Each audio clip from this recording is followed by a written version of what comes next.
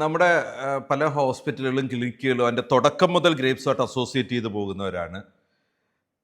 പലർക്കും ഗ്രേപ്സിൽ നിന്നുള്ള ഒരു വലിയ എക്സ്പീരിയൻസ് അവരുടെ ബിൽഡിംഗ് കൺസ്ട്രക്ഷൻ മുതൽ എല്ലാ കാര്യങ്ങൾക്കും ഗ്രേപ്സ് കൂടെ നിന്നിട്ടുണ്ടാവും. സോഫ്റ്റ്വെയർ ഇടുന്ന സമയത്ത് മാത്രമല്ല. ഉദ്ഘാടനമൊക്കെ പലപ്പോഴും ക്ലിനിക്കൊക്കെ വരുമ്പോൾ അവിടെ വലിയ മാൻ പവറോ എക്സ്പീരിയൻസോ അത് നടത്തുന്ന ഡോക്ടർക്ക് ഉണ്ടാവില്ല. നമ്മൾ സോഫ്റ്റ്വെയർ ഇട്ടാൽ മതി എന്നതല്ല ചിന്തിക്കുക. ആ ഉദ്ഘാടനത്തിൻ്റെ ഏറ്റവും സെറ്റ് കാര്യങ്ങളിൽ ഗ്രേപ്സിൻ്റെ ഒരു ഇൻവോൾവ്മെൻ്റ് ഉണ്ടാവും. അങ്ങനെ ഒരു ഹാസൽ ഫ്രീ എൻവയോൺമെൻറ്റ് ക്രിയേറ്റ് ചെയ്ത ഉദ്ഘാടനത്തെ മനോഹരമാക്കി മാറ്റാൻ ഗ്രേപ്സും കൂടെ നിൽക്കാറുണ്ട്. അതൊക്കെ കൊണ്ടാണ് പല ഹോസ്പിറ്റലും പ്ലാൻ ചെയ്യുമ്പോൾ തന്നെ ഡോക്ടേഴ്സ് ഗ്രേപ്സിന് കൂടെ കൂട്ടുക. ഒരു പലപ്പോഴും ബിൽഡിങ്ങിൻ്റെ കൺസ്ട്രക്ഷനിൽ പൊസിഷനുകൾ പോലും നമ്മൾ അഡ്വൈസ് ചെയ്യാറുണ്ട്.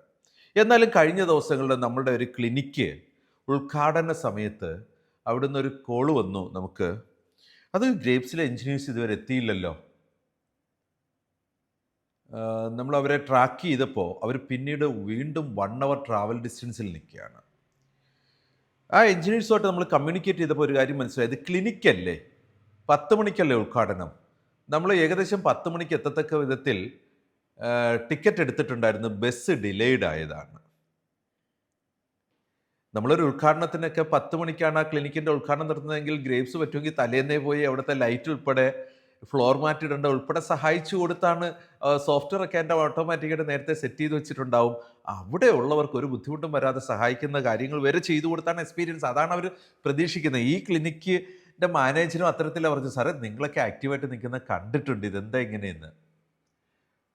അപ്പോൾ ആ കുട്ടികൾക്കൊരു ട്രബിൾ പറ്റി, നമ്മുടെ എൻജിനീയേഴ്സിന് ട്രബിൾ പറ്റി. അപ്പോൾ ഇമ്മീഡിയറ്റ് ആയിട്ട് നമ്മൾ ചെയ്ത ഒരു കാര്യം വെച്ചാൽ, പെട്ടെന്ന് തന്നെ മാനേജ്മെൻറ്റ് കമ്മിറ്റി മീറ്റിംഗ് വിളിച്ചു. ഇതിൻ്റെ സീരിയസ്നെസ് പറഞ്ഞ് മനസ്സിലാക്കി അവരെ കറക്റ്റ് ചെയ്യാനുള്ള നിർദ്ദേശങ്ങൾ കൊടുത്തു. മേലിൽ ഇത്തരത്തിൽ വരാതിരിക്കാനായിട്ടുള്ള കാര്യങ്ങൾ, ക്ലിനിക്കാണോ ഹോസ്പിറ്റലാണോ അത് നിങ്ങളുടെ വിഷയമല്ല, അവിടെ സമയത്തിന് മുമ്പ് നമ്മളുടെ പ്രസൻസ് ഉണ്ടാവണം, അവരൊരു വിധത്തിലും പാനിക്കാകാനുള്ള സാഹചര്യം ഉണ്ടാകരുത്.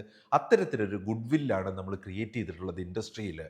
നിങ്ങളുടെ ഒരു ദിവസത്തെ പ്രവൃത്തി മതി, ഇഗ്നോറൻസ് മതി ആ ഗുഡ് വില്ല് നഷ്ടപ്പെടാനായിട്ട്. ഇത് നമ്മുടെ ഹോസ്പിറ്റലുകളെ സംബന്ധിച്ചിടത്തോളം വളരെ അർത്ഥവത്താണ്. നമ്മളുടെ വർഷങ്ങൾ നമ്മൾ നേടിയെടുത്ത പേഷ്യൻ്റ് കെയറിൻ്റെ ഒരു ഗുഡ് വില്ല് നമ്മുടെ ഹോസ്പിറ്റലുകൾക്കുണ്ട്. അത് നഷ്ടപ്പെട്ടു പോകാനായിട്ട് ഒരു ദിവസത്തെ ഒരു തെറ്റ് മതി. അതുകൊണ്ട് തന്നെ നമുക്ക് കറക്റ്റീവ് ആൻഡ് പ്രിവെൻറ്റീവ് ആക്ഷൻസ് എടുക്കാനായിട്ട് കഴിയണം. നമ്മുടെ ഓഡിറ്റിനെ കുറിച്ചുള്ള അച്ചീവ്മെൻറ്റ് ഒബ്ജക്റ്റീവ് എലമെൻറ്റ് നമ്മൾ G കണ്ടതാണ്. അതുപോലെ തന്നെ MOM 4H നമ്മുടെ ഹോസ്പിറ്റലിൽ ആ ഓഡിറ്റിന് ശേഷം കാണുന്ന കാര്യങ്ങൾ വെച്ചിട്ട് corrective and preventive actions is taken based on the audit where appropriate എന്നാണ് ഈ ഒരു അച്ചീവ്മെൻറ്റ് ഒബ്ജക്റ്റീവ് എലമെൻറ്റ് പറയുന്നത്. നമുക്ക് ഇതിൻ്റെ റെക്കോർഡ് കീപ്പ് ചെയ്യണം. എന്തൊക്കെയാണ് കറക്റ്റീവ് ആക്ഷൻസ്? ഓഫീസിൽ അവരുടെ അടുത്ത് വിശദീകരണം ചോദിച്ചു. അവരുടെ അടുത്ത് മാത്രമല്ല, നമ്മുടെ ടോപ്പ് മാനേജ്മെൻറ്റിൻ്റെ അടുത്ത് വരെ നമ്മൾ ആ ഒരു ചെറിയ വീഴ്ചയാണെന്ന് പറയുമ്പോൾ പോലും അതിൻ്റെ വിശദീകരണം ചോദിച്ചു. അവരുടെ എക്സ്പ്ലനേഷൻ എഴുതി വാങ്ങിച്ചു. അവർ അവരുടെ താഴേക്കുള്ള ടീമുകൾ ഇത് അലോക്കേറ്റ് ചെയ്തവരുടെ എക്സ്പ്ലനേഷൻ വാങ്ങിച്ചു. അവർ ആ പോയ എൻജിനീയേഴ്സിന് ഇതൊരു ഡോക്യുമെൻ്റായി. നാളെ അത്തരത്തിലൊരു വീഴ്ച വരാതിരിക്കാൻ ഈ ഡോക്യുമെൻറ്റേഷൻ സഹായിക്കും. സോ നമ്മുടെ ഹോസ്പിറ്റലുകളിൽ മെഡിക്കേഷനുമായിട്ട് ബന്ധപ്പെട്ട്, പ്രിസ്ക്രിപ്ഷനുമായിട്ട് ബന്ധപ്പെട്ട് സംഭവിച്ചിട്ടുള്ള പിഴവുകളുടെ ആ ഓഡിറ്റ് റിസൾട്ട് അനുസരിച്ച് എടുക്കുന്ന കറക്റ്റീവ് ആൻഡ് പ്രിവെൻറ്റീവ് ആക്ഷൻസ് എടുക്കുകയും ആവശ്യമുള്ള സ്ഥലങ്ങൾ എടുക്കുകയും അത് ഡോക്യുമെൻ്റ് ചെയ്യുകയും ചെയ്യണം.